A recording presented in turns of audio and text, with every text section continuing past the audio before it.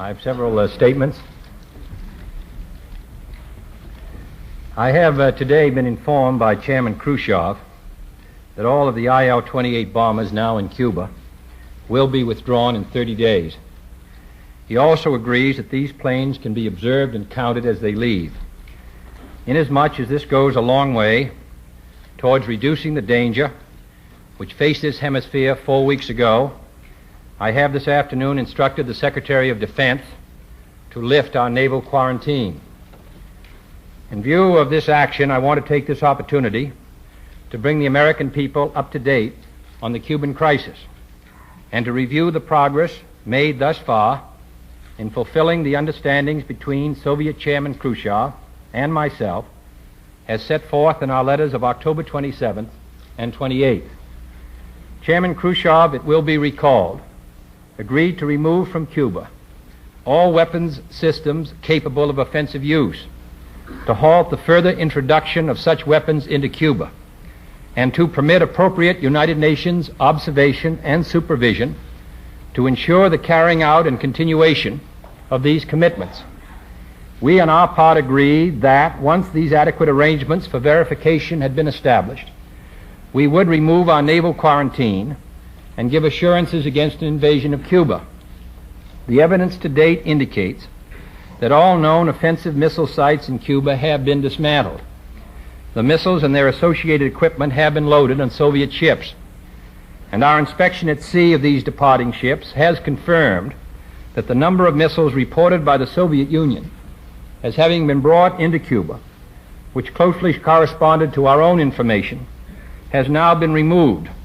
In addition, the Soviet government has stated that all nuclear weapons have been withdrawn from Cuba and no offensive weapons will be reintroduced.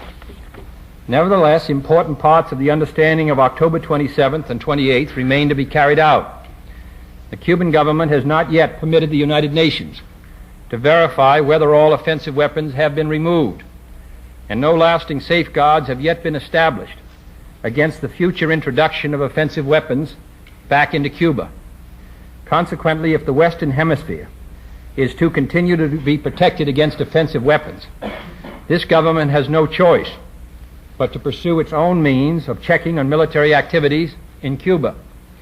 The importance of our continued vigilance is underlined by our identification in recent days of a number of Soviet ground combat units in Cuba. Although we are informed that these and other Soviet units were associated with the protection of offensive weapon systems and will also be withdrawn in due course, I repeat, we would like nothing better than adequate international arrangements for the task of inspection and verification in Cuba, and we are prepared to continue our efforts to achieve such arrangements. Until that is done, difficult problems remain. As for our part, if all offensive weapon systems are removed from Cuba and kept out of the hemisphere in the future under adequate verification and safeguards, and if Cuba is not used for the export of aggressive communist purposes, there will be peace in the Caribbean. And as I said in September, quote, we shall neither initiate nor permit aggression in this hemisphere. We will not, of course, abandon the political, economic, and other efforts of this hemisphere to halt subversion from Cuba, nor our purpose and hope that the Cuban people shall someday be truly free. But these policies are very different from any intent to launch a military invasion of the island. In short, the record of recent weeks shows real progress, and we are hopeful that further progress can be made.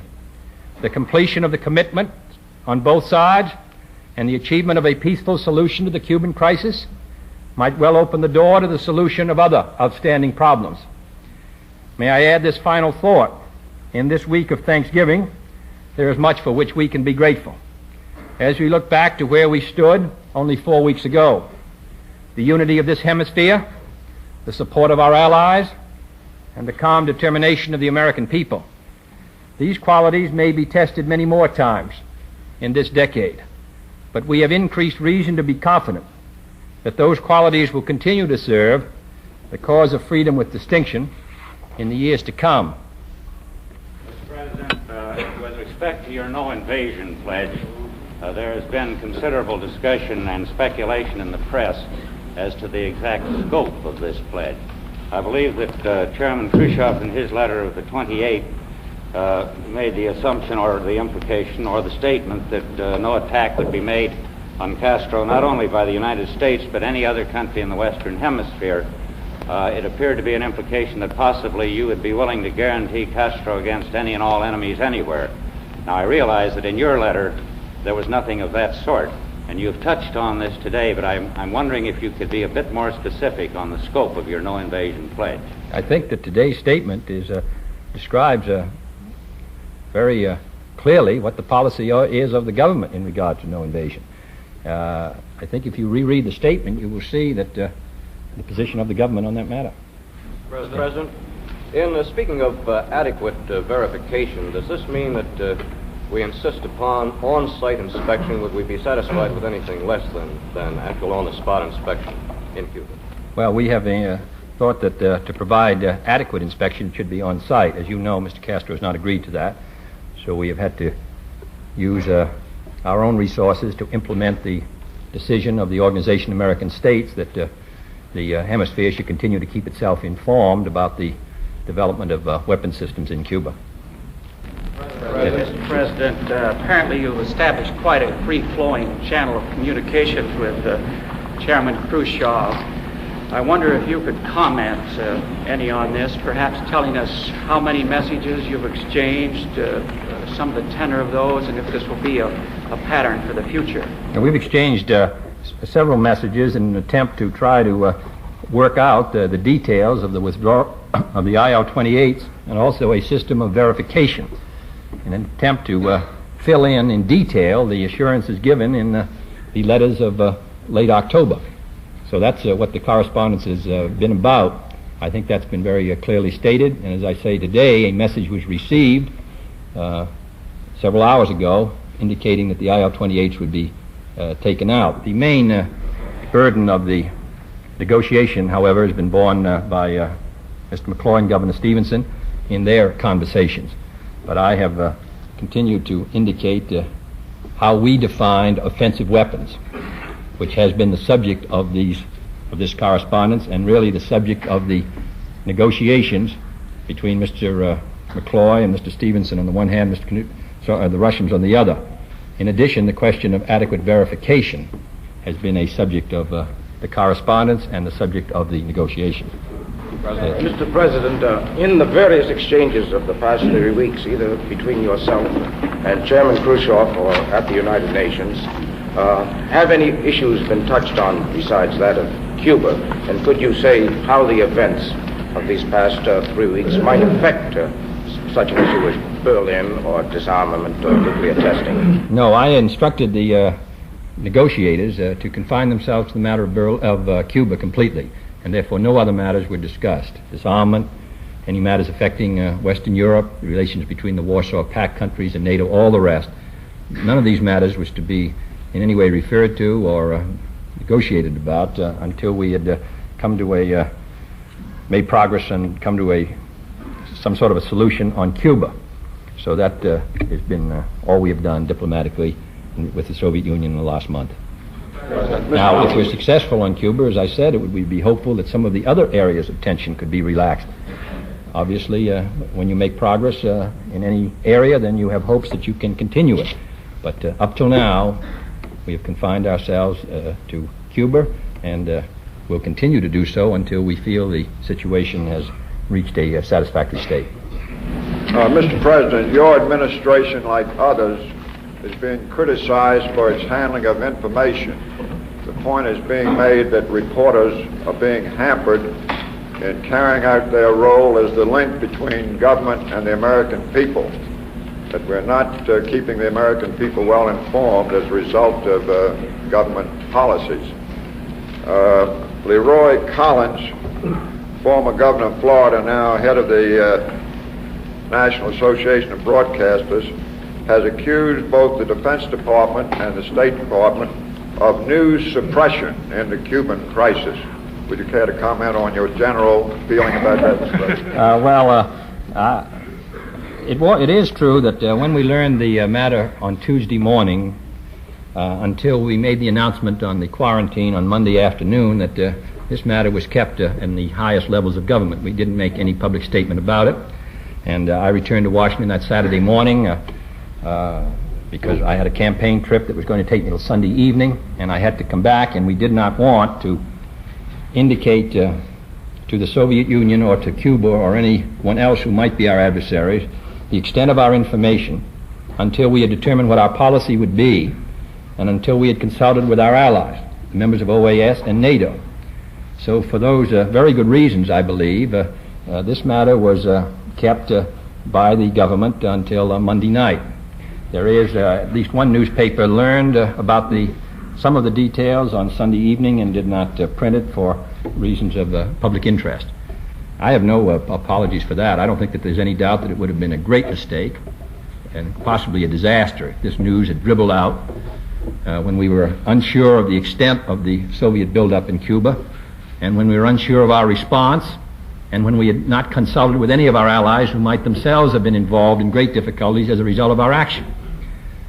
During the week then, from Monday till Sunday, when we received Mr. Khrushchev's first message about the withdrawal, we attempted to have the government speak with one voice. There were obvious restraints on newspaper men. They were not permitted, for example, to go to Guantanamo because obviously that might be an area which might be under attack. Since that Sunday, we have tried to, or at least attempt to lift any restraints from the news, and I'm really, as a reader of a good many papers, it seems to me that the papers have more or less reflected quite accurately the state of our negotiations with the Soviet Union. They have, in a sense, been suspended because we've been arguing about this question of IL-28s. So there hasn't been any real progress that we could point to or any hard information that we could put out until today, which we're now doing. Now, if the procedures which have been set up, which are really to protect the interest of security of the United States, are being used in a way inimical to the free flow of news, then we will change those procedures. President, another question on Cuba. Is it your position, sir, that you will issue a formal no-invasion pledge only after satisfactory arrangements have been made for verification and after adequate arrangements have been made to make sure that such weapons are not reintroduced once more? Quite obviously, as I said in my statement, serious problems remain as to verification and reassurance, and therefore this matter of our negotiations really have not been completed, and until they're completed, of course, I suppose we're not going to be fully satisfied that there will be peace in the Caribbean. In regard to my feelings about what remains to be done, and on the matter of invasion, I think my statement is the best expression of our views. Mr. President, what would we accept as a guarantee, as a safeguard against reintroduction? Can that be achieved by anything short of continuous aerial reconnaissance? Well, I think that what we would like to have is the kind of inspection on the ground which would make any other means of obtaining information unnecessary. Continuing an inspection after the settlement. An inspection which would provide us with assurances that there are not on the island weapons capable of offensive action against the United States or neighboring countries, and that they will not be reintroduced. Obviously, that is our goal. If we do not achieve that goal, then we have to use other resources to assure ourselves that weapons are not there or that they're not being reintroduced. The other day, Khrushchev stated that communists could learn something even from capitalists, and he even had a few kind words to say about profit incentives. Do you read any great amount of significance into this? No, I don't. No. Except human nature is the same on both sides, fortunately, on both sides of the Iron Curtain, which is why I'm optimistic about the ultimate outcome of this struggle.